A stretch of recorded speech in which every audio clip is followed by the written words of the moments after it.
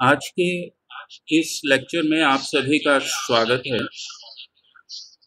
और जैसा कि कल आप लोगों से बात हो रही थी और उस चर्चा के दौरान एक बार वेदांत सूत्रों पे बात करते हुए ये भी विषय आया था कि क्या कोई शैवी भाष्य इस पे उपलब्ध है या नहीं है, या लिखा जाना चाहिए कि नहीं चाहिए, क्योंकि वेदांत सूत्रों की जो काश्मीर शैव दर्शन परक व्याख्या है वो एक बड़ी समुचित व्याख्या प्रतीत हो रही थी उस वक्त। तो उसी संदर्भ में प्रोफेसर वीना अग्रवाल जी ने कल मेहनत करके उसके ऊपर एक अ, जो है हमारे पास सूचना साझी की, वो मैं आप लोगों के साथ भी साझा कर लेता हूँ। तो उस ब्रह्म सूत्र के भाष्यों के ऊपर लगभग 10 जो भाष्य हैं उनमें से एक शैव भाष्य भी उपलब्ध है। ये हम लोगों की जानकारी में पहले नहीं था। शैव भाष्य के नाम से वो प्रसिद्ध है और ये उन्होंने उसका प्रमाण भी हमारे पास उपलब्ध कराया है। तो मैडम वीना अग्रवाल जी का धन्यवाद करते हैं, और मैं समझता हूँ कि इसके विषय में वो बात भी करेंगी, और जिस दिन सेमिनार होगा उस दिन इस पे भी वो चर्चा आरंभ करेंगी। आज का जो विषय रहेगा, जैसे कि आप ये चित्र देख रहे हैं, फर्स्ट स्लाइड देख रहे हैं, और इस स्लाइड में एक स्टेटमेंट स्वामी लक्ष्मण जी महाराज की है। The real state of Bhairava is actually the state of Bhairavi. तो ये जो पक्ष है काश्मीर शैव दर्शन को हम एक तरह से जो उसका स्त्री पक्ष है, स्त्री चेतना का जो पक्ष है, चिति तत्व जिसे हम कहते हैं, उसको किस तरह से शक्ति साधना के रूप में काश्मीर शैव दर्शन में लिया गया है, और उस का सारे का स्वरूप क्या है, और उसके अंतर्धाराएं क्या हैं, और किस तरह के वहाँ पर हमारे पास प्रतीक उपलब्ध होते हैं, और किस तरह से उसको तांत्रिक प्रक्रियाओं के साथ जोड़ा भी गया है जो सामान्य रूप से हमें प्रचलित रूपों में दिखाई नहीं देता। तो उन्हीं सब विषयों के ऊपर बातचीत आज रहने की संभावना है, और फिर उसके बाद जो है हम बातचीत करेंगे। तो मैं प्रोफेसर रमाकांत जी को आमंत्रित कर रहा हूँ कि वो इस विषय पर हमारे से बातचीत आरंभ करें।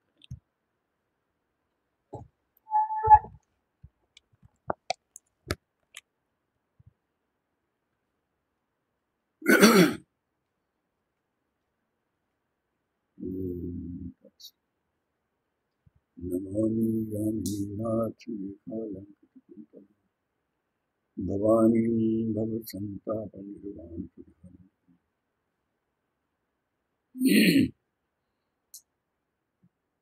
प्रिय बंधु वृंद, कल के अपने वक्तव्य में मैंने शक्ति साधना को लेकर के कुछ चर्चा की थी। तो काश्मीर शैव दर्शन में शक्ति साधना का बहुत महत्व रहा है, और ये उसमें उसकी ग्राह्यता में उसको कश्मीर शैव दर्शन को एक पूर्णता भी प्रदान करता है। क्योंकि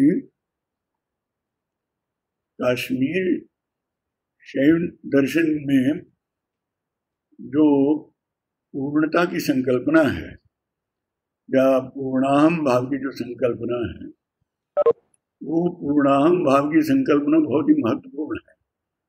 और वो पूर्णाहम भाव जो है वो एक प्रकार का सामरस्य ही है, और वो सामरस्य जो है वो दो पक्षों का एकीकरण, दो पक्षों का समन्वय, दो पक्षों की जो सामंजस्य है उसको लेकर के ही वर्णित हुआ है। इसलिए ये जो पूर्णता की संकल्पना है उसको थोड़ा अग्रसर करने के लिए, क्योंकि मूलतः देखें तो हम लोगों में जो समस्याएं आती हैं वो क्या है कि जिस तरह से पिछले कुछ व्याख्यानों में चर्चा मैंने की है, उसमें क्या है कि हम लोगों को अपनी पूर्णता का बोध नहीं होता है।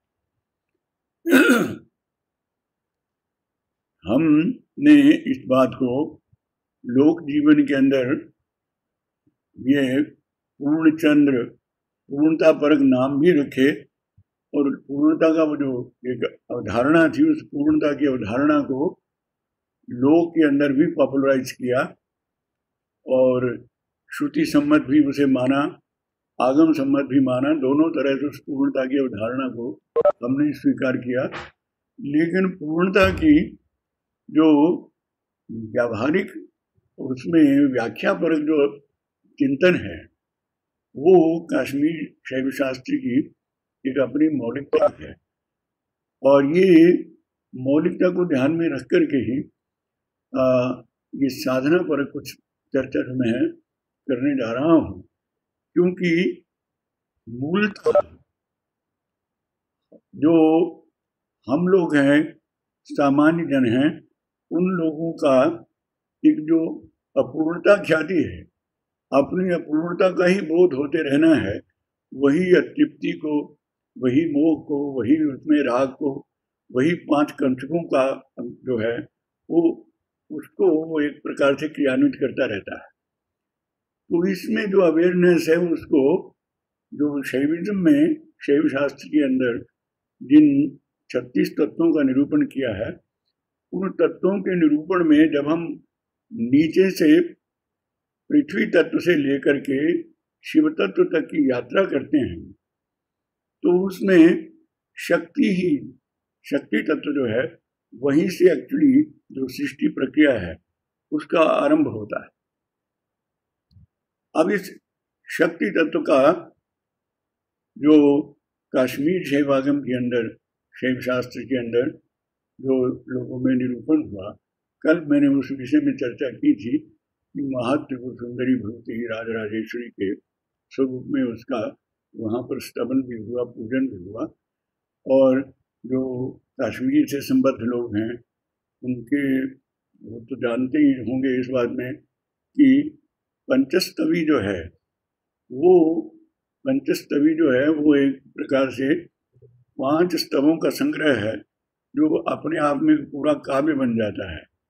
उसको अगर हम शाक्त क्रम की पंचाध्यायी कह लें, कि जिसके 5 अध्याय हैं वो शक्ति साधना को लेकर के ही हैं, उसमें भगवती त्रिपुर सुंदरी के ही नाना रूपों का, नाना उसकी क्रियाओं का, नाना इच्छाओं का, वो सभी उसकी अभिव्यक्ति पर जो हैं।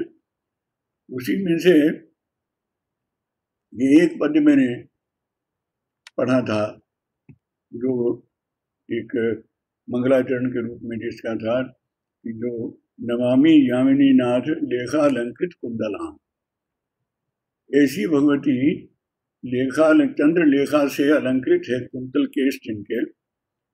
उस यामिनी नाथ कौन है? चंद्रमा, और चंद्रमा की वो रेखा है, रेखा से अलंकृत है कुंतल जिनके।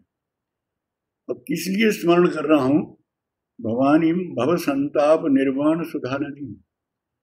ये भव में होने वाला जो संताप है, भव में होने वाला संताप यही है हमारा, जो ये हमने ओढ़ा हुआ है, जो हमारा संकोचन हुआ है, चैतन्य का जो संकोचन है, उस चैतन्य के संकोचन से वो हमारे पर अधिक प्रभुत्व डाल लेता है, तो उससे ही संताप उत्पन्न होता है।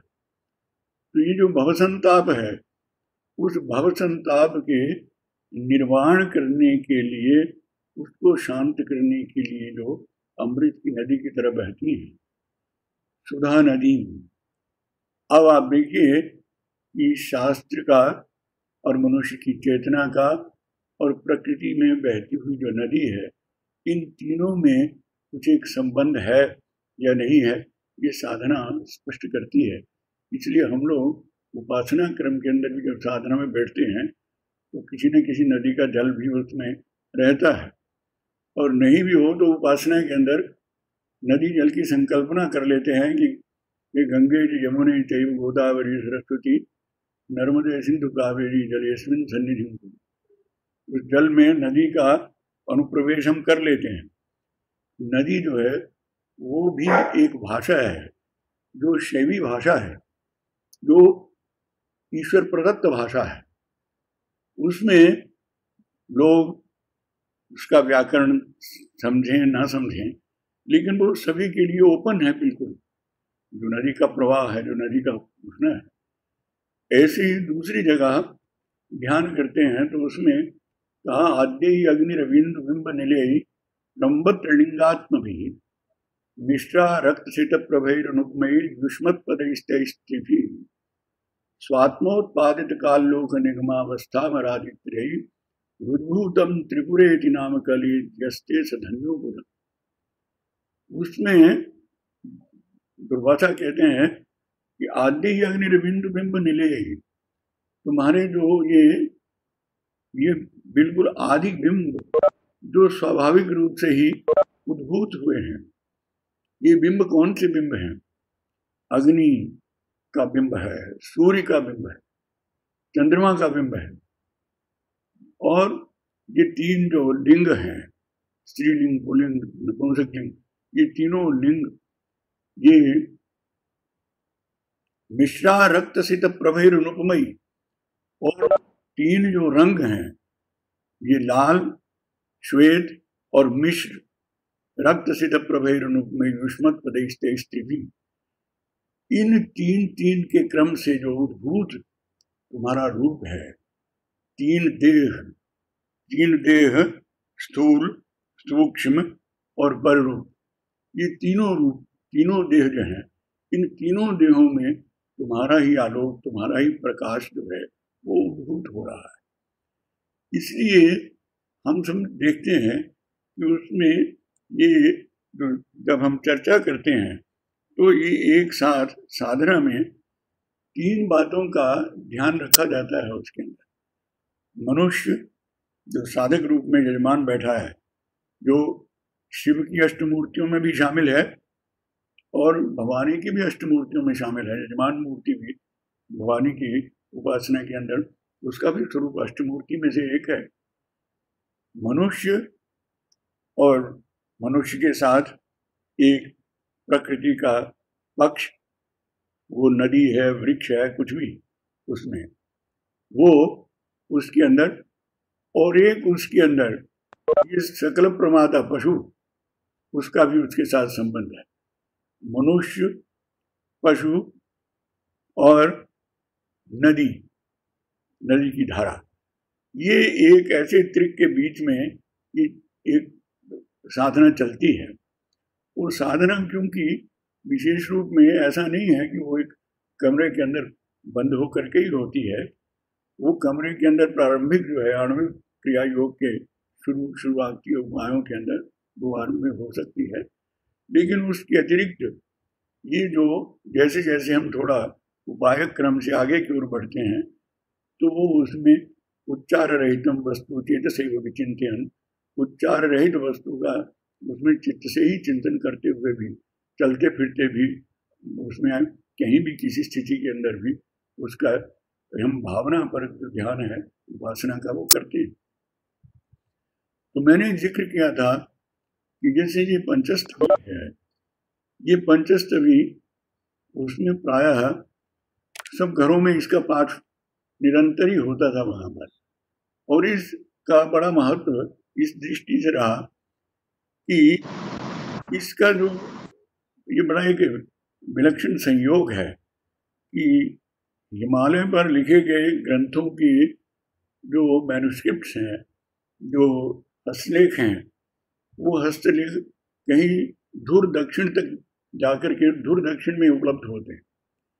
मैंने उस समय में ये एक धारा जो थी ये किस प्रकार से इस देश के इस कोण से दूसरे कोण तक कैसे पहुंची और वहाँ के लोगों ने कैसे इस शास्त्र में उसमें अभिरुचि रखी, इसके 2-3 प्रमाण हमें और भी कई मिलते हैं कि हिमालय के ऊपर कश्मीर की उधर दक्षिण भारत की तरफ से जैसे वरदराज एक जिन्होंने क्षेमराज के सूत्रों के क्षेमराज की विमर्शनी के आधार पर ही अपनी कार्यकारिणी का वो दावा करते हैं। वो क्षेमराज के शिष्य भी रहे। उनके पिता जो हैं वो भी अभिनव गुप्त के साथ, वो भी दक्षिण भारत से एक्चुअली उधर तमिल क्षेत्र की ओर से आकर के, उनका नाम शायद मधुराज था। तो वो लोग जो हैं इस प्रकार से साधना के अंदर वो शामिल होने के लिए इस देश के इस कोने से उस कोने तक एक चेतना का निर्माण करने में आगम शास्त्र या तंत्र शास्त्र का एक बहुत बड़ा योगदान है। और विशेष रूप से शक्ति उपासना प्रायः संपूर्ण भारत में जब हम देखते हैं तो उसके जो 50 पीठ रूपिणी, उसकी जो 50 पीठ हैं, उनको हम सभी लोग जानते हैं उसके विषय में। लेकिन विशेष रूप से यहाँ पर मैंने जो चर्चा की थी कि उसकी भिन्न भिन्न शक्ति के रूपों का निरूपण वहाँ हुआ है। लेकिन अध्यात्म साधना की दृष्टि से हम जब ऊपर की ओर अग्रसर होते हैं तो उसमें 10 महाविद्याओं में से ये अधिकाधिक साहित्य उपलब्ध लोगों में साधना भी की है, और साधना के साथ उसमें उसको एक दर्शन का रूप, शाक्त दर्शन का रूप देने का भी इसमें प्रयास हुआ है। वो भगवती महात्रिपुर सुंदरी की उपासना और आराधना कर रहा है। तो वो जो उसका स्वरूप मैंने स्पष्ट किया, ये स्वरूप ये क्या करता है कि अभी जो लक्ष्मण जी की ये जो पंक्ति पढ़ी गई थी, the real state of Bhairav is actually the state of Bhairavi. अब ये भैरव और भैरवी वो शिव और शक्ति को उनका उनका एक सामरस्य जो स्वीकार किया गया, उसके विषय में कल चर्चा मैंने की थी। तो लेकिन उसमें ये जो एक पूर्णता का जो प्रश्न था कि पूर्णता का वो करने के लिए, पूर्णता का अनुभव करने के लिए हम शक्ति साधना की ओर से सामरस्य की तरफ कैसे बढ़ते हैं, इस पर विचार थोड़ा सा हम करते हैं। तो वो ये है कि ये जो हमारा आसपास का जो जगत है, जो हमारे अनुभव में प्राय है, इंद्रिय मानसिक अनुभव में जो आ रहा है, ये सारा जगत जो है हमारे लिए हमें प्राय माइक ही प्रतीत होता है। दूसरे दर्शन शास्त्रों ने भी इसको माइक ही माना है, और काश्मीर शैव शास्त्र के अंदर भी इस जगत को हमने माइक ही माना है, क्योंकि 36 तत्वों में से जो अशुद्ध अध्वा के अंदर माया से आगे जो है वो अशुद्ध अध्वा का ही आरंभ हो जाता है, और ये पंच तंतुक जो है इनका आविर्भाव भी माया तत्व से होता है। इसलिए प्रायः हम लोगों की जो दृष्टि बनी रहती है, वो इस जगत के प्रति जो दृष्टि हमारी है, वो केवल ऐसा नहीं है कि शांकर मत में उसमें ब्रह्म सत्यम जगन मिथ्या कह दिया गया, उसे जगत को मिथ्या कहें, माइक कहें। वो इसीलिए है कि माइक इसलिए है कि उसको आचार्य शंकर ने कहा कि वो क्योंकि उसका निर्वचन नहीं हो पाता है। माया इसलिए है क्योंकि उसका निर्वचन नहीं हो पाता है कि उसको उसका स्वरूप निश्चित करना बड़ा कठिन हो जाता है।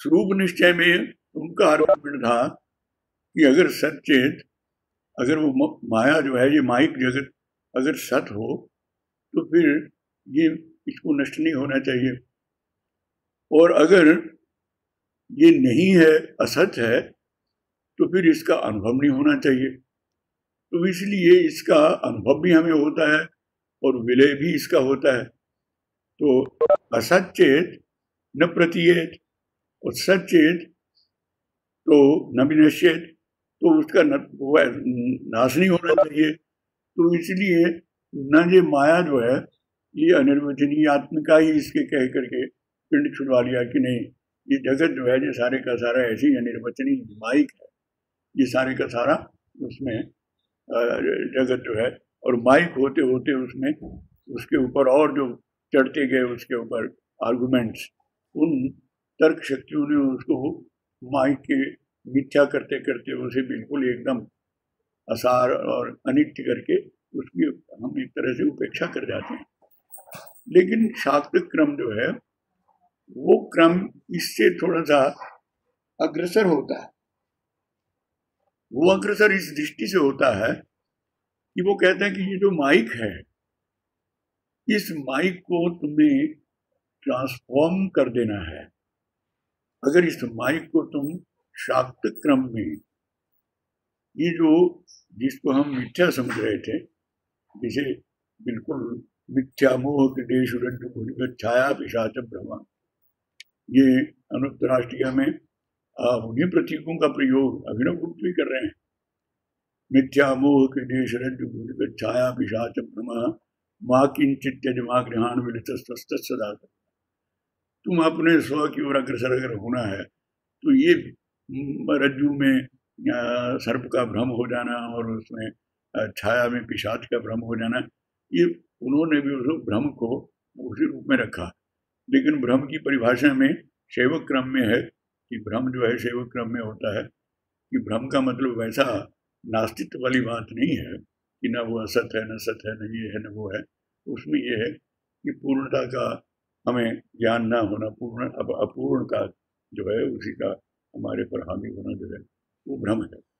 इसलिए वो शाक्त क्रम ये कहता है कि अगर इसको, जिसे हम माइक जगत बोल रहे हैं, इस माइक जगत के पीछे जो आधार शक्ति है, जो आधारभूत जो चेतना है, उस आधारभूत चेतना को यदि हम शाक्त क्रम में परिणत कर सकें, तो उस शाक्त क्रम में शक्ति तत्व में उसका स्वरूप देख सकें उसके अंदर, तो फिर ये सच नहीं रहता है, ये उसमें परम शिव की एक विलास भूमि, शक्ति की एक लीला भूमि बन जाती है ये। और वो ट्रांसफॉर्मेशन जो है वो आपको सिद्धि के ऊपर, क्योंकि ये संपूर्ण शक्ति का ही विस्तार है, शक्ति के साथ यदि आप संयुक्त हो जाते हैं तो शक्ति निश्चित रूप से ही वो अपने मूल शिव तत्व, शिवानुभूति तक वो आपको ले ही जाएगी। नदी की धारा जैसे हिमशिखर से प्रवाहित होती है, लेकिन उसमें जो भी मिल जाता है आगे आगे अग्रसर तक वो करती ही चली जाती है, सागर तक ले जाती है। तो इसलिए उसको शाक्त क्रम में परिणत करने के लिए जो आधुनिक हमारे बहुत ही सम्मानीय विद्वान रहे महामहोपाध्याय कविराज जी, गोपीनाथ कविराज जी ने इसको वो एक मूल एक इसे वो सूर्य विज्ञान के साथ जोड़ करके देखते थे। उनके उसमें कहीं कहीं निरूपण के अंदर इस तरह से प्रतिपादित हुआ, जिसका चर्चा करना सार्थक होगा। वो इसको कहते हैं कि शाक्त क्रम में परिणत करने का जो प्रक्रिया है कि माइक जो है उसको शाक्त क्रम में अगर हम परिणत कर लें तो परिणत करने की एक वो जिस बिंब का वो प्रयोग करते हैं वो सूर्य का बिंब है। कि सूर्य जो है, सूर्य की रश्मियों के अंदर, सूर्य की रश्मियों के अंदर दोनों तत्वों का संपूजन है, एक सामरस्य है सूर्य के अंदर। सूर्य एक सूर्य जिसे हम देख रहे हैं, और यही सूर्य हमारी एक चेतना का भी सूर्य है, स्पिरिट ऑफ कॉन्शियसनेस जो है। तो हम बाहर के सूर्य को अपनी चेतना के सूर्य के साथ मिलाकर के अगर देखेंगे तो आदि शक्ति का जो आदि बिंब जिसे हम कहते हैं, सूर्य जो आदि बिंब जिसको हम लेके अभी चर्चा कर रहे थे, वह सूर्य जो है वो उसमें सामरस्य इस तत्व का है कि उसके अंदर अग्नि तत्व और सोम तत्व दोनों का ही उसके अंदर संपुंजन है। और वो जो पर्जन्य के रूप में जो वर्षा होती है, जो बारिश बरसता है, उस वृष्टिकर्ता भी वास्तव में हम नहीं देख पाते हैं अपनी आग्रहों के कारण। लेकिन सूर्य का ही एक नाम पर्जन्य भी है। पर्जन्य कहते हैं मेघ को। तो मेघ की सृष्टि भी कौन करता है? सूर्य की ही विशेष किरणें उस मेघ की सृष्टि करती हैं, जो रस तत्व का वर्षण करती है। लेकिन वही किरणें अपने संहार रूप में सर्वत्र जो जल तत्व है, उस सारे जल तत्व का संहार करके उठाने वाली भी वही है। इस तरह से सूर्य का जो बिंब है, वो सूर्य में शक्ति बिंब जो है, उस शक्ति बिंब के अंदर दोनों तत्वों का एक साथ ही सामंजस्य है। उस सामंजस्य कब वो उपनिषदिक विचारधारा से, शौक्त विचारधारा से भी जोड़ते हैं कि जैसे ये अग्नि सोमात्मकम जगत, इस सारे जगत की व्याख्या कैसे की गई है? ये सारा जगत जो है ये दो ही तत्वों का एक सामरस्य है, दो ही तत्वों का एक सामंजस्य बैठा हुआ है। एक उसमें सोम है और दूसरा ये उसमें अग्नि तत्व है। एक अग्नि तत्व जो है वो कंज्यूमर है, वो कंज्यूम करता है, और दूसरी तरफ जो सोम तत्व है वो उसमें उसका कंज्यूमेबल, वो भोक्ता बन गया है, और वो भोग के रूप के अंदर सोम जो है आ जाता है। और इस भोक्ता और भोग्य का जो सामरस्य है वो प्रकाश पैदा करता है। जैसे एक लैंप के अंदर जो दीप है, दीप के अंदर जो स्निग्ध तत्व है वो सारे का सारा सोम तत्व है, और वो सोम तत्व जो है वो संपूर्ण रूप से स्निग्ध है, और वही उसमें वर्तिका के माध्यम से अग्नि तत्व को ग्रहण करता है, और अग्नि तत्व जो है वो धीरे धीरे धीरे धीरे उस सोम का वो पान करता है। और ये दोनों का जो जब तक एक उनका सामरस्य रहता है, क्योंकि पार्थिव जगत में आकर के फिर हम अपूर्णता ख्याति का ध्यान रखें कि अपूर्णता का भाव आ जाता है, इसलिए दृष्टांत बहुत दूर तक नहीं जाएगा, उतना ही जाएगा कि जब तक वो जो स्नेह तत्व है, स्नेह तत्व में और अग्नि की शिखा में एक सामरस्य बना रहता है, तो उससे सर्वत्र लौ फैलती है। ये पुराने जिन्होंने देखा होगा पहाड़ों में, गाँव के अंदर देखा है कि एक दिया कहीं जलता था, तो उस जलते दिए की कोसों दूर तक रश्मियां जो हैं, वो रश्मियां कोसों दूर तक जाती थी। प्रकाश आलोक उसके आसपास रहता था, लेकिन रश्मियां बहुत दूर तक जाती थी।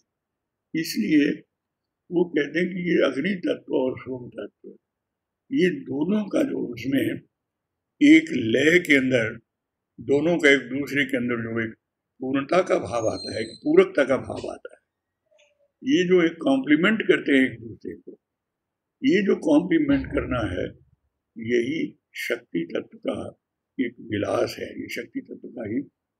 इसलिए जब भी हम आराधना करते हैं तो उसमें हम ये मान के चलते हैं,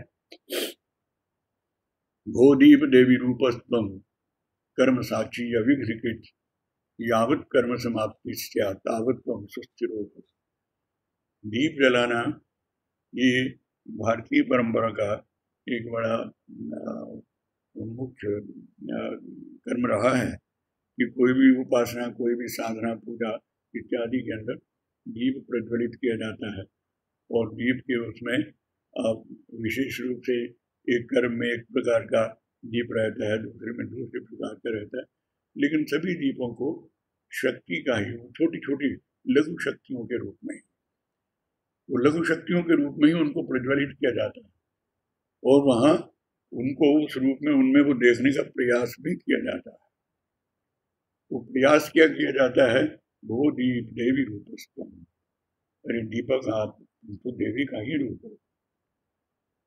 कर्म साक्षी, ये जो कुछ भी अब यहाँ पर उपासना क्रम होगा, जो भी शक्ति साधना होगी, वो कर्म साक्षी, तुम सारे संपूर्ण कर्म के साक्षी हो, क्योंकि उसके साक्षित्व में ही, प्रकाश के साक्षित्व में ही क्रिया होगी, क्योंकि क्रिया जो है वो उसमें साक्षित्व जो चेतना है प्रकाश के साथ ही संबद्ध है क्रिया होगी।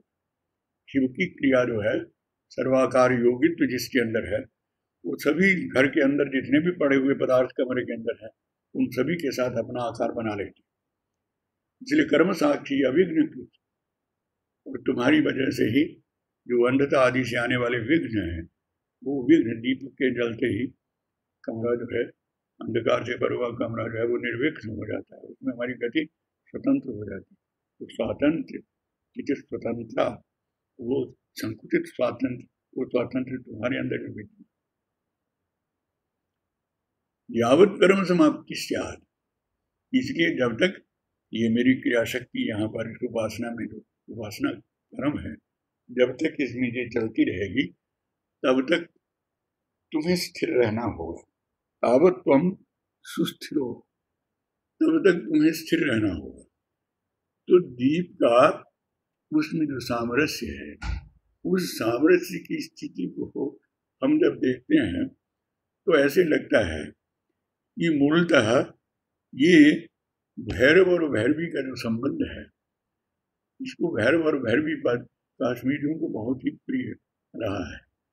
उसको व्युत्पत्ति शास्त्र वाले उसका अर्थ भरण करने से, उसमें रमण करने से और इस प्रकार से वमन करने से कई तरह से करते हैं, लेकिन भैरव शब्द जो है वो भरितत्वात् तो उसका लक्षण उचित ही लगता है।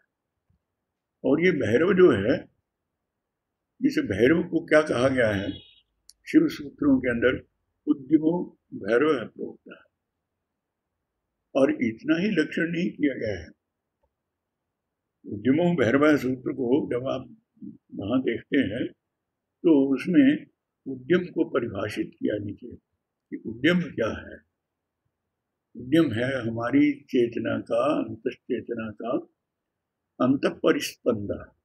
उद्यम अंतःपरिस्पंद पूर्णहम भावनात्मक, ये अपने अपूर्ण हम, अपनी पूर्णता की ओर अग्रसर होने के लिए ही जो अंतःपरिस्पंद है वही उद्यम है। इसलिए यहाँ उद्यम कोई बाहर का उद्योग जैसे होता है, उद्यम शब्द का नॉर्मली हम जो प्रयोग करते हैं तो बाकी साधनाओं में प्रयोग करते हैं, इस तरफ प्रयोग नहीं करते। इस तरफ लोग जो हैं वो कहते हैं कि नहीं, वो तो कुछ करना ही नहीं है। ये क्योंकि वहाँ पर साधनाओं में प्रायः गतिहीनता को प्रमोट कर दिया जाता है।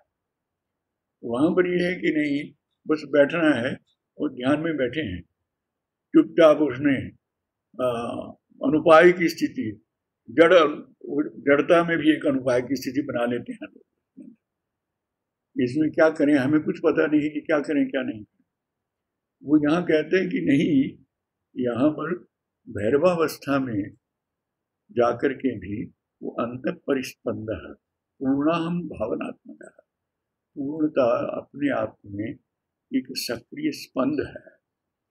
वो सक्रिय स्पंद जो है, वो सक्रिय स्पंद ही जब अंदर की तरफ उच्छलित होता है, उसकी जो उच्छलता है, वो उच्छलता जो है वो अंतःपरिस्पंद, वो अंतःपरिस्पंद है।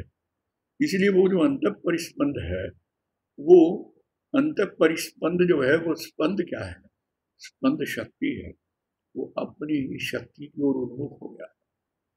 हम प्रायः यही देखते हैं कि शक्ति का शिव की ओर उन्मुख होना ही है।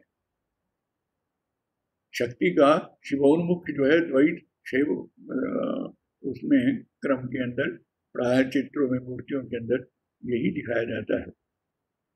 और मुख्य जो है किसका, ये और मुख्य जो है वो शक्ति ही शिव की ओर उन्मुख हो गई। लेकिन यहाँ पर दूसरी स्थिति कि भैरव जो है वो भी भैरवी की ओर उन्मुख, क्योंकि एक ही उन्मुख हो, दूसरा उन्मुख न हो तो उसमें सामरस्य का प्रश्न कहाँ रहेगा उसके,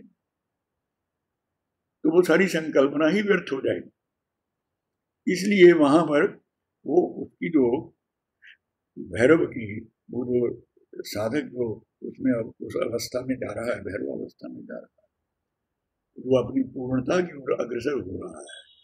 वो पूर्णता कहाँ आएगी कि भैरव जो है वो अपनी भैरवी की ओर उन्मुख हो गया है। वो अंत साधना होगी। इसलिए कहा भैरवोन्त उद्यमोन्त परिस्पंदा। ये उद्यम जो है वो बाहर का उद्योग नहीं है कि उद्यम है नहीं सिद्ध्यंति कार्याणि नवनिर्मिते नहीं सुप्त से सिंह से प्रविशन देंगे, नहीं ऐसा उद्यम नहीं है। ये अंतस्पंद है। जब हम भीतर की ओर बड़ा गंभीर होकर के एक वास्तव में हमारे अंदर एक संवेदना, ये तनावपूर्ण संवेदना नहीं है, क्योंकि जब अंतर परिस्पंद की ओर आप अग्रसर होते हैं तो उस समय आपका जो संपूर्ण तंत्र है, संपूर्ण आपका जो शाक्त तंत्र, जो बाहर का जो मैनिफेस्टेशन है, वो संपूर्ण रूप से ही रिलैक्सेशन की तरफ चला जाता है। वो पूरी तरह से ही उसके अंदर एक इस प्रकार का सहजता का भाव आ जाता है। संपूर्ण नाड़ी तंत्र, चित्त तंत्र और इंद्रियां सभी कुछ जो है वो सभी उसमें सहयोग करते हैं, सभी एक सूत्रित हो जाते हैं, एक सूत्रित हो जाती है। जैसे आप देखते हैं कि ये जो कॉटन होती है, इतना मोटी मोटी कॉटन दिखाई देती है, लेकिन ये कॉटन में से जब धागा निकाला जाता है तो हम कहते हैं कि हमने इसका सूत्रण कर दिया है। अब वो इतनी बड़ी जो कॉटन थी, जो रुई थी, जो हमारे उसमें नियंत्रण में नहीं आ रही थी, अब वो उस प्रकार से अभिसूत्रित होकर के उससे एक नया निर्माण, एक वस्त्र का निर्माण, एक नया निर्माण हो जाता है। इसी तरह से ये जो वाक का जो विस्तार है, वाचारंभणम विकारो नाम ध्येयम मृत्तिकेत केवल सत्यम, ये जो वाणी का आरंभ हो, वाक का जो विस्तार है, उस वाक के विस्तार में से भी हमारे दार्शनिकों ने सूत्रों का आयोजन किया, सूत्र क्रम को ढूंढा। सूत्र क्या है? समस्त बिखरी हुई जो शक्तियां हैं, उन शक्तियों को एक अंतस्पंद, एक सूत्रित कर दिया, उनको समन्वय के अंदर ले आए। सारे का सारा जो विस्तार था, उस संपूर्ण विस्तार को उसका एकोन्मुखी, उसका अभिसूत्रण कर दिया। इसलिए यहाँ पर जो साहित्य भी जो लिखा गया, उस साहित्य का सूत्र ग्रंथों का सूत्र साहित्य है। और अल्पाक्षर, अल्पाक्षर क्यों? क्योंकि बहुत ज्यादा शब्दों का प्रयोग नहीं किया जाएगा, कुछ ही उसमें। अब इसमें बहुत कहना क्या है इसके अंदर, ये अभिसूत्रित, ये जो जिस ढंग से वो कह देते हैं कि मेरे जी से जानिए अपने जी की बात, मेरे हृदय से अपने हृदय की बात को आप समझ लीजिए। अब हम क्या कहें आपके सामने कि हे शिव, तुम क्या हो क्या नहीं हो, कितना वर्णन करते जाए, वर्णन करते रहे, लेकिन वर्णन करते करते अब हमें लगता है कि हम एक उस अभिसूत्रण की तरफ अग्रसर होते। तो संपूर्ण व्यक्तित्व साधक का जो है, जो शक्तिमय शक्ति का ही विस्तार था, वही शक्ति अब अभिसूत्रित होकर के जब अग्रसर होती है, ऊपर की तरफ जब चलती है, बाहर की तरफ भाष्य चल रहे थे, बाहर की तरफ वार्तिक चल रहे थे, लेकिन सूत्र उनके मूल में चल रहा था। सूत्र अंदर था उद्यमो भैरव। अब दो शब्द हैं, दो शब्दों का मैं विस्तार कर रहा हूं अपने ढंग से, और दूसरे लोगों ने भी उसके ऊपर विमर्शनीकार ने विमर्शनी में उसको कर दी, और भी आधुनिक विद्वान लगे हुए हैं कि उसको अपने अपने संदर्भ में इस प्रकार से व्याख्यात किया जाएगा। व्याख्यान का जो विस्तार है, उसका जब मिलकर के हम एक चित्त तति, एक चित्त धारा के अंदर एक चित्त की जब तति उसको बनाना चाहते हैं, तो वो एक चित्त बनाने में सारी शक्ति जो है वो माइक क्रम से हमें निकाल करके शाक्त क्रम में ले जाती है।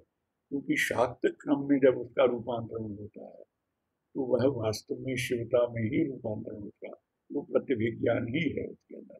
इसलिए वहां पर ये जो बात उन्होंने कविराज जी ने जिक्र इसका किया था कि ये जो पूर्णता है, जो सामंजस्य है, ये सोम और अग्नि का आपस में ये मिल जाना, और प्रतीक रूप में हमने उसको मंदिरों के अंदर अन्य प्रतीकों के माध्यम से उस सब का चित्रण किया है। और वो सारा जो चित्रण किया है, वो सारे चित्रण को वो एक भाषा है लोगों में एक संस्कार बोधन के लिए कि संस्कार लोगों के अंदर ये जागृत हो। लोग पूछें कि दिया क्यों जलाते हैं, ये क्यों, आप उसमें अगर उपासना है तो उपासना क्रम के अंदर ये गंगा का पानी, हम यहाँ पर तो गंगा है नहीं, तो फिर ये गंगे के जल को यहाँ पर लाने की अपेक्षा क्या है। वो एक सारी प्रतीक योजना, उस प्रतीक योजना के अर्थों को जानने का प्रयास साधक में भी बिना उसमें दैव कृपा के, उस कृपा के बिना उसका भी कठिन होता है। और उसके अंदर जिज्ञासा जो है, वो जिज्ञासा भी जागृत नहीं होती है, और उत्तरदाता का भी उसमें संकोचन होता रहता है। इसलिए मैं समझता हूँ कि ये एक जो भाषा हमारे सम्मुख आती है कि एक तरफ से जो भैरव अवस्था है, ये बहुत ही वहाँ का एक पॉपुलर शब्द है कश्मीरी शैव शास्त्र का, जो हमारे इधर उत्तर भारत के अंदर कभी कभी इसका अर्थ जो है वो थोड़ा सा भिन्न हो गया।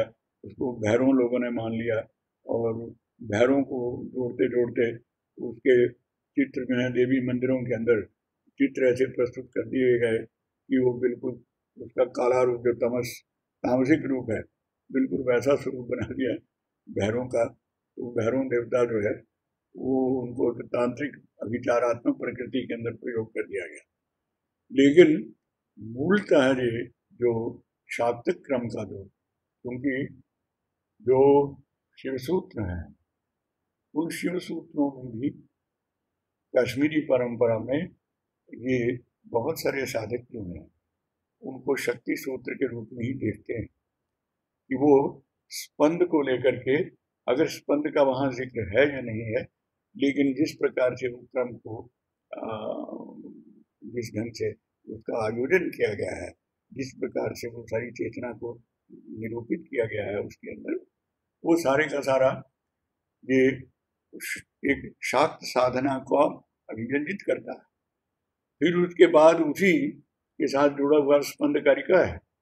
ये जो स्पंद कारिका है, स्पंदन जो है, कल थोड़ा सा स्पंदन का जिक्र कल भी मैंने किया था कि ये एक पूर्णता का जो सक्रिय पूर्णता का अनुभव जो है, क्योंकि अगर ये सक्रियता नहीं हो तो जड़ तत्व भी समाधिस्थ ही है।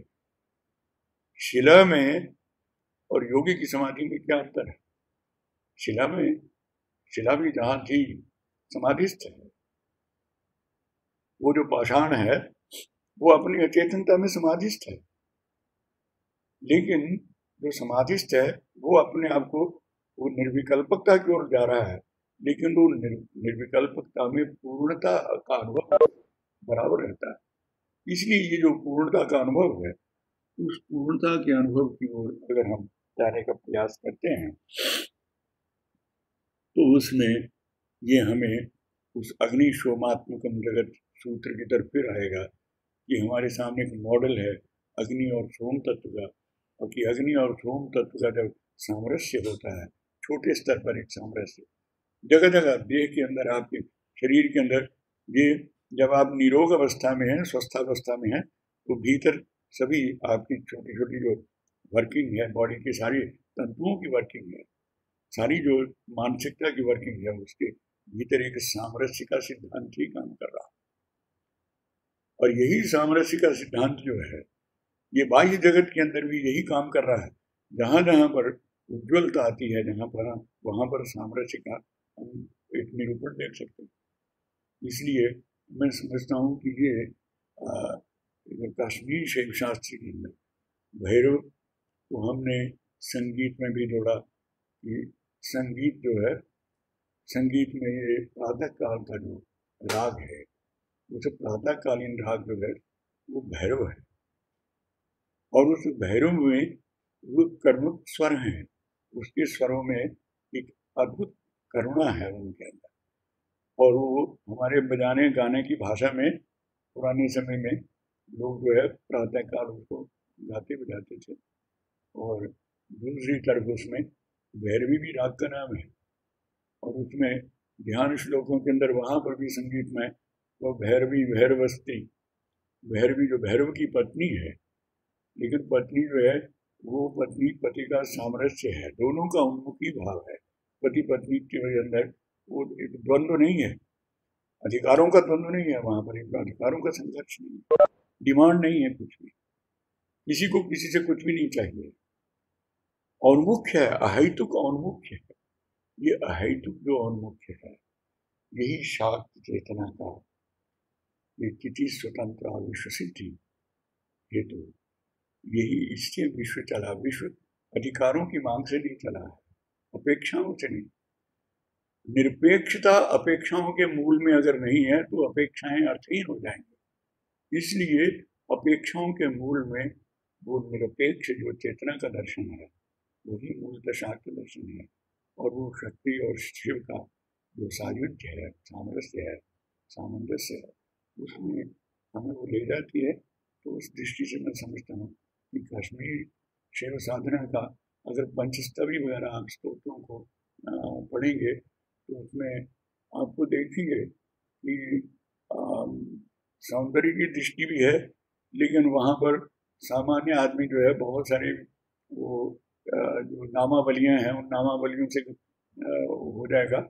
लेकिन वहाँ पर घर घर में लोगों के अंदर भी किसी समय वो प्रत्येक घर में पंचस्तवी का पाठ जो है होता रहा है। और लेकिन कहते हैं कि उसके जो लेखक थे वो धर्माचार्य, वो शायद साउथ इंडियन के ब्राह्मण थे जो संभवतः उसमें कश्मीर में रहे होंगे, लेकिन साउथ इंडियन का आकर के कश्मीर में शक्ति के माध्यम से, शक्ति साधना के माध्यम से उनका योगदान बहुत रहा। उसमें मधुराज ने तो स्वीकार किया कि उसने अभिनव गुप्त के पास 74 वर्ष की आयु में वो दक्षिण भारत से आया और आकर के उसने अभिनव गुप्त से उसने शाक्त साधना की विधियों को सीखा और उससे समझा और अपने को उपकृत किया। इसलिए इस दृष्टि से मैं समझता हूँ कि हमारा जो एक शाक्त चेतना है वो भारत की एक मौलिक चेतना है, भारतीय चेतना है, उसी का नाम हम इसीलिए भारतीय वाक सरस्वती इत्यादि पदों से हम उस चेतना का बार बार आवाहन करते हैं और अभी भी उसको आवाहन करने की अपेक्षा है। इन शब्दों के साथ मैं आप सबका धन्यवाद करता हूँ। धन्यवाद। आपके सारे इस विचार को सुनकर के मेरे मन में एक बड़े विचित्र से प्रश्न सा पैदा हो रहा है।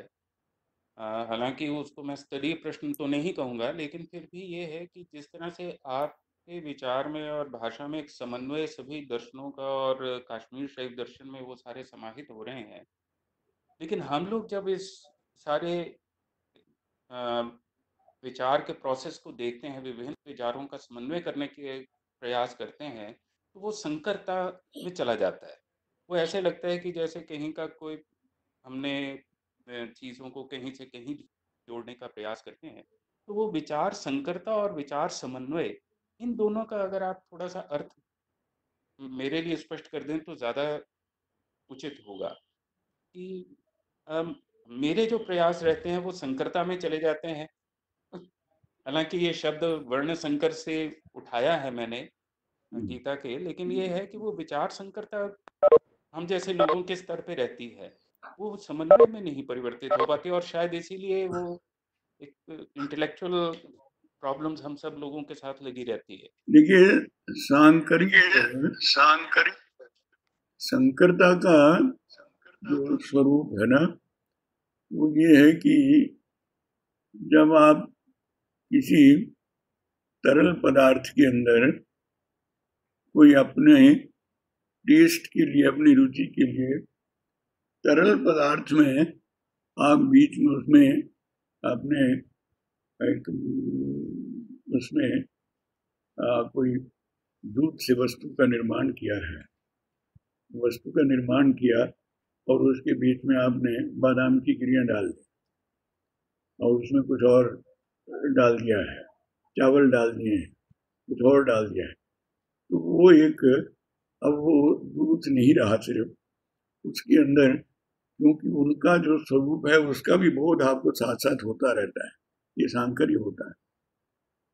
ये बहुधा अतिरेक में चला जाए तो दोष बन जाता है, और अगर अति दोष में ना जाए तो ये उसमें अलंकार भी बन जाता है, उसके अंदर रुचि का उद्बोधन करने वाला हो जाता है।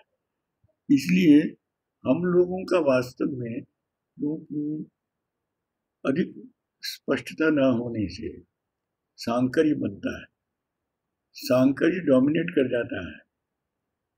संकरता जो है वो उसके अंदर थोड़ी वैचारिक स्वतंत्रता जैसे है कि भिन्न भिन्न शास्त्रों का आपस में एकमत्य हो जाता है।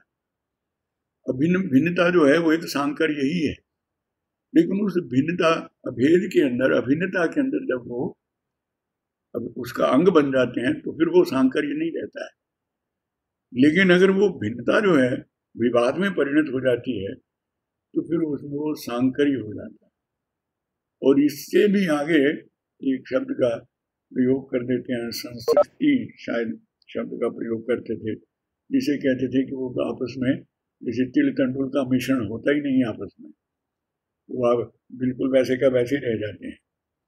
तो वो एक सांकर्य इस कारण से है, जिसका मैंने मूलतः एक उदाहरण दिया था कि जो एक हमारे जो एक सूत्रता जो है व्यक्तित्व के अंदर, विचारों में, बुद्धि में, मन में, एक की जो है वो साधना में ही आता है। अन्यथा हमारा मन इधर, बुद्धि उधर, विचार उधर, और संकल्प पीछे कुछ और ही है, और क्रिया कुछ और है, ज्ञान कुछ क्रिया भिन्न है। इच्छा क्यों पूरी हो मन की, एक दूसरे से न मिल सके, ये विडंबना है जीवन की। ये कामायनी के अंदर प्रसाद ने अच्छा संकेत दिया है। सांकर्य यही है। ठीक है, धन्यवाद। यदि किसी के कोई प्रश्न या जिज्ञासा है तो कृपया आप पूछ सकते हैं और बात कर सकते हैं, फिर इसको हम समापन की ओर अग्रसर करेंगे। यदि कोई अपनी बात कहना चाहता है तो पक्ष और भी है, तो फिर अंत में मैं 2 सूचनाएं देकर के आज का ये जो वाचन है, आज का ये प्रवचन है, उसको यहीं रोक। हाँ जी, हेलो राकेश जी। जी नमस्ते सर। नमस्ते सर। आनंद। जी, मेरा सवाल ये था कि विशुद्धानंद परमहंस ने जैसे अखंड महायोग की परिकल्पना की है, या, जिसमें समग्र मानव जाति का, प्रजाति का इवोल्यूशन उन्होंने बताया है, और ऐसा ही श्री अरविंद ने इंटीग्रल योग में कहा है कि ह्यूमन का ट्रिपल ट्रांसफॉर्मेशन होकर एक सुपर ह्यूमन की नई रेस का अवतरण होगा पृथ्वी पे। तो क्या ऐसा ही कॉन्सेप्ट कश्मीर शैव सिद्धांत में भी पाया जाता है, या ये बहुत ही अच्छा और बड़ा मार्मिक प्रश्न है। देखिए, साधनाओं के क्षेत्र में धारा कहाँ से चलती है और फिर उस धारा का किस तरह से विस्तार होता है, तो यद्यपि कश्मीरी शैव शास्त्र की धारा को हम उस प्रकार से प्रत्यक्ष रूप में इस तरह का कोई स्कूल उसका ऐसा तो दिखाई नहीं देता रहा है, लेकिन ये इस शैव दर्शन की शाक्त साधना ने ये श्री रामकृष्ण परमहंस को और श्री अरविंद को भी वो शक्ति साधना ने प्रभावित किया है। और इसलिए ये मैं आपको कह रहा हूँ कि उन लोगों का जो शाक्त साधनाओं का क्रम था वो अध्यात्म की उपलब्धि में परिणत होता है। जो कश्मीर शैव शास्त्र की, जिसकी मैंने व्याख्या उद्यमों भैरवा के अंदर की है, वो तांत्रिक जो है उस प्रकार का नहीं तांत्रिज्म है, जिस प्रकार का तांत्रिज्म जो मारण उच्चारण आदि का होता है, वो नहीं है। अध्यात्म की उपलब्धि में जो परिणत हो जाता है। तो श्री अरविंद भी शक्ति साधना के बहुत सारा साहित्य उनका है, जो आरंभ ही उन्होंने वो शक्ति त्रय की छोटी सी पुस्तिका से शुरू किया था। तो मूलतः ये एक प्रकार से अगर हम कहें कि ये बंगाल की शक्ति साधना रामकृष्ण परमहंस जिस तरह से उन्होंने कल्पना की है और जिस प्रकार से वो मूलतः एक ही शक्ति का एक त्रिधा अभिव्यक्ति हम माने उसे, त्रिकोणिक अभिव्यक्ति, त्रिकोण के अंदर हम भारत को स्थापित कर लेते हैं।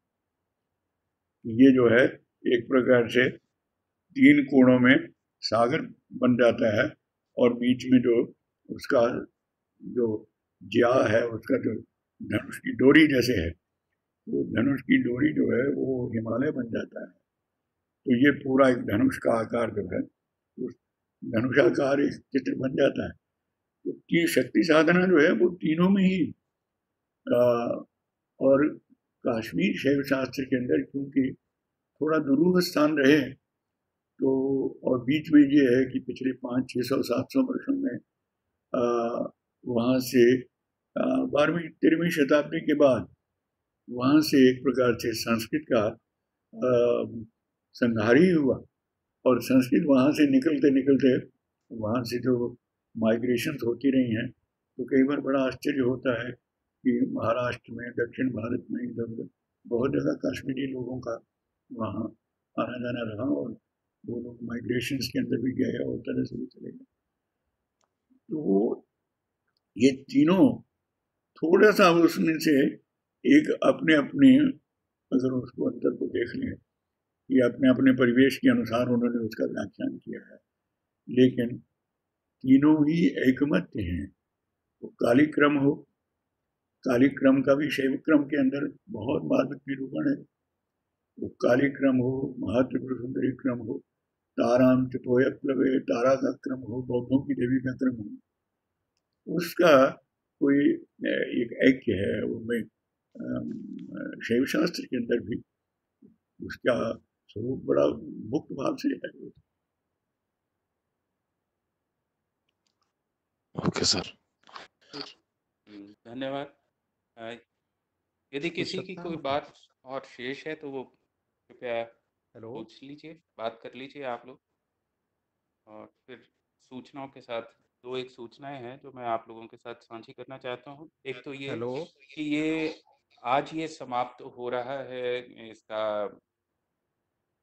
टाइम पीरियड, इस ये जो वेबएक्स का था। तो मैं आप लोगों के पास एक नया जो है वो लिंक भेजूंगा आगे के चर्चाओं के लिए, तो उसको आप बाकियों के साथ भी शेयर कर लीजिएगा, क्योंकि ये आज तक के लिए वैलिड है। कल नया लिंक जो है वो आपको करना पड़ेगा। और दूसरा ये कि सैटरडे को लेक्चर नहीं होगा, क्योंकि एक अन्य थोड़ी सी व्यस्तता है। उसके बाद फिर हम कंटिन्यू करेंगे। कल का होगा, लेकिन वो डिफरेंट लिंक से होगा। वो मैं आप लोगों के साथ दोपहर के बाद किसी वक्त भी शेयर कर लूँगा। तो ये 2 सूचनाएं मेरी ओर से थी। यदि कोई बात कहना चाहें तो आप लोग कह सकते हैं। हेलो। हाँ जी सर। हाँ जी मिश्रा जी, नमस्कार। प्रणाम सर, सभी को प्रणाम। आनंद। हाँ, ये बहुत अच्छी चर्चा हुई और ये कौन युवा व्यक्ति हैं जिन्होंने उस बात को उठाया, मेरे मन में वही बात आ रही थी और बहुत सुंदर मार्मिक व्याख्या साहब ने किया जो है। और ये तो सामरस्य परायणा जिसको ललिता सहस्त्रनामों में कहते हैं, वो सामरस्य परायणा बहुत बड़ा शब्द है। पतंजलि कहते हैं यथाभिमत ध्यानाद्वा, तो सर्वम सर्वात्मकम, ऐसा भी एक वाक्य आता है जैनों में भी, अन्यत्र भी। आवनोपनिषद में ऐसी बहुत सारी बातें। कैसे जो सोम और अग्नि, अग्नि सोमात्मकम जगत, इसको लेकर के शिव शक्ति साधना में उन्होंने जोड़ा, भैरवी साधना में जोड़ा। आज तो जो वो है ऊपर है, उसके लक्ष्मण जी का एक वाक्य है और वेद का एक मंत्र जिसमें आता है कि वेद में मंत्र में आता है जैसे नमस्ते अस्तु रुद्र रूपेभ्यः, अंत में आता है वो जो पूरा मंत्र है। घोरेभ्यः। हाँ, उसमें एक एक एक शब्द जो पुंगलिंग में है उसको स्त्रीलिंग में पढ़ने के लिए लक्ष्मण जी जो है अपने शिष्यों को कह रहे थे। घोर तरीब है। ये जो शिव का शिवात्मकता है या शिवा का शिवात्मकता है, साधना के अंदर ये कैसे परिस्फुरित होता है। इसी प्रकार से अग्नि ही सोमात्मक है। अग्नि स्वयं से सोम को पैदा करके उसका आस्वादन करता है। और यहाँ पर जो है विशुद्धानंद गंधर्व बाबा, विशुद्धानंद सरस्वती, उनकी भी जिक्र हुआ। तो महाउपाध्याय गोपीनाथ कविराज जी, वो इससे हम तो कुछ ही कुछ नहीं है, परंतु परम गुरु हमारे लगेंगे। वो बलदेव उपाध्याय जी के समसामयिक, जिनके साथ में पीएचडी के लिए रजिस्ट्रेशन हुआ था हमारे सेन शर्मा गुरु जी का। और वो 8 साल जो है उनके पास कोई ना कोई चीज़ पढ़ने के लिए जाते रहे कविराज जी के पास में। अखंड महायोग पर उनका लेख है। उस पर जो है उनके बहुत शिष्यों ने बहुत व्याख्यान दिए, बहुत सारे विश्वविद्यालयों में जो छपे भी हुए हैं। तो अखंड महायोग एक संकल्पना देता है, और उसको अगर लाइफ डिवाइन के साथ में, द आवर ऑफ गॉड के साथ में श्री अरविंद का मिलाते हैं, तो बहुत एक नया नजरिया सामने जो है उभर करके आता है। और जहाँ पाशुपतों ने पारमैश्वर्य इसी प्राप्ति के साथ में शुरू किया था, उसको लेकर के, यानी जन्मांतर श्रृंखला का कभी अंत नहीं है, जिसको man is a transitional being करके आवर ऑफ गॉड में श्री अरविंद कहते हैं, एक अनंत अवधि। और जो कि हमारे इस गायत्री मंत्र के सप्तव्याहृतियों में परिभाषित है कहीं, उसको लेकर के श्री अरविंद और ये प्रकार से ये तांत्रिक पृष्ठभूमि में उन्होंने इसका जो प्रतिपादन किया, बहुत आवश्यक है। और जैसे जो आज जो है डॉक्टर आशुतोष जी ने बहुत सुंदर प्रश्न किया, ये जो सांकर्य है वस्तुतः वो सांकर्य समाप्त हो जाता है। शंकर संश्लिष्ट दो अलंकार है, परंतु यहाँ पर वो जो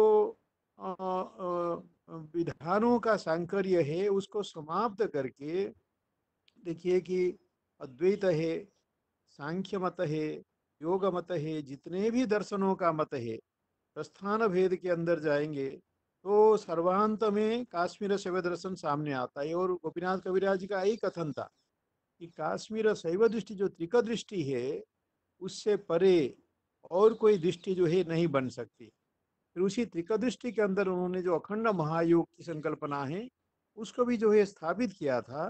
लेकिन परवर्ती समय में एक बार उनको यह कहना पड़ा कि नहीं, अभी जो है वो परिपक्व अवस्था नहीं है अखंड महायोग के बारे में बोलने के लिए, लोग नहीं तो बिखर जाएंगे व्यक्ति में। तो उन्होंने उसको एक बार से मना किया था। तो इस प्रकार जो है जो आज का व्याख्यान, इसका एक भूमिका है कि किस प्रकार सब साधनाओं को किसी को बिना छोड़े, और जैसे कि श्री अरविंद कहते हैं ये जो पतंजलि योग है वो तो भूमिका है, उससे आगे बढ़ना है। इसी प्रकार कोई भी योग जहाँ पर हमें छोड़ता है, जिसको गीता कहती है यो यांग यांग तनु भक्त श्रद्धयार्चुमिच्छति तस्य तस्याचलां श्रद्धां तामेव विदधाम्यहम् तते सतया श्रद्धया युक्तस्तस्याराधनमीहते लभते च ततः कामान् मय्यैव विहितान् हितान्। परंतु एक बात सावधान गीता करती है कि अंतवत्तु फलम तेषां तद्भवत्यल्पमेधसाम्। अब यहाँ हम काश्मीर शैव दृष्टि देख सकते हैं, अल्पमेधा कौन है? अल्पमेधसाम देवान देवयजो यान्ति मद्भक्ता यान्ति माम अपि। और यह जो शिव तक पहुँचना है, परम भट्टारक स्वच्छंद महाभैरव तक पहुँचना है, तो वह एक सततता है, उसके अंदर एक एब्सोल्यूटिस्टी के जहाँ मुक्ति होके समाप्त हो जाता है लीला का, ऐसा कभी नहीं है। और यह हमें जो है लल धातु से मिलता है, जो लल द्यद लल्लेश्वरी, यानी एक यात्रा है, एक अनवरत यात्रा है। इसी को हम देखेंगे तो इसमें कभी पंडित हरि किसी माँ का भी कथन है कि क्या हम आज ही we entering to a blank. अद्वैत साधना के परिणाम को उन्होंने उल्लेखित किया था। इस करके तंत्रालोक में भी अद्वैत साधना की सीमा बताई गई है, परंतु अद्वैत साधना को फिर से हमें परिभाषित करना पड़ेगा शंकर के सौंदर्य लहरी दृष्टि से, पंचसार की दृष्टि से, तब जाके कहीं हम काश्मीर शैव दर्शन की जो भूमिका है वहां तक हम पहुंच पाएंगे। बहुत ही व्याख्यान आज अच्छा रहा, मैं प्रणाम करता हूँ, आभार व्यक्त करता हूँ। धन्यवाद सर, और मेरे प्रश्न पे टिप्पणी करने के लिए तो और भी धन्यवाद। और मुझे ये बात समझ में तो थोड़ी-सी आती है कि ओवर इंटेलेक्चुअलिज़्म की जो डोज़ है, उसकी वजह से वो संकरता बनी रहती है। तो इंटेलेक्चुअल लाइफ से अगर इंटेलिजेंट लाइफ की ओर हम अग्रसर हों, ये सारा प्रयास है, तो उसी के लिए तभी शायद समन्वय हो पाएगा। तो उस प्रोसेस में थोड़ा वक़्त लगेगा, लेकिन ये संकरता कोई से सामरस्य की ओर। कोई हाँ जी। रविदत्त हाँ जी, क्या कह रहे हैं? अच्छा, रविदत्त जी कुछ कहना चाह रहे हैं? या रविदत्त जी कुछ कहना चाह रहे हैं? हेलो। हेलो? हाँ रविदत्त बोलिए।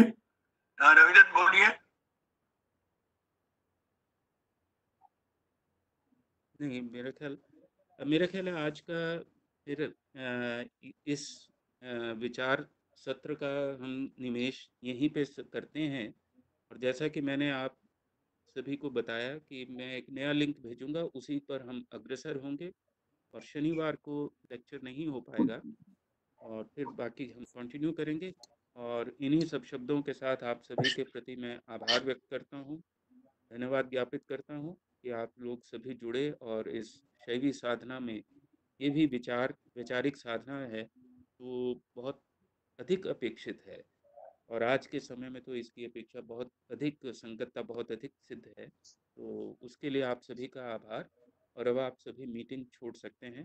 धन्यवाद, आप सभी का बहुत बहुत आभार।